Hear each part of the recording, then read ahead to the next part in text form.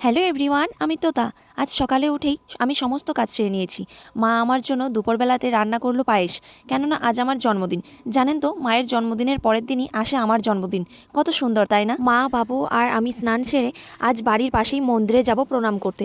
হাতে অনেকটাই সময় ছিল, তাই হেঁটে হেঁটেই রওনা দিলাম রাস্তা দিয়ে। গল্প করতে করতে 10 মিনিটে মন্দিরে পৌঁছে গেলাম। মন্দিরে সবাই মিলে একসঙ্গে প্রণাম করলাম, চারিদিকটা একটু ঘুরেও দেখলাম। একটু সময় আমরা বসেও ছিলাম মন্দিরে। আমাদের একটু দেরি হয়ে গেছিল বলে তাই তাড়াতাড়ি বাড়ি ফেরার জন্য মাঠের পথে রওনা দিলাম। মন্দিরে আসতে রাস্তা দিয়ে বেশি সময় লাগে না, তবু মাঠ দিয়ে আরও কম সময় লাগে। ওই 5 মিনিটের মধ্যেই আমরা বাড়ি পৌঁছে যাব। বরমশাই স্কুলে গেছে, ফিরতে দেরি হবে, তাই এমন দিনেও তার অপেক্ষায় বসে থাকতে হলো।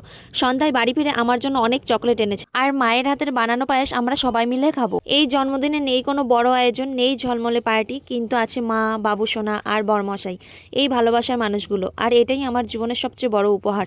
ভালোবাসায় ভরা শান্ত আর সুন্দর একটি জন্মদিন। শুভ জন্মদিন তোতা।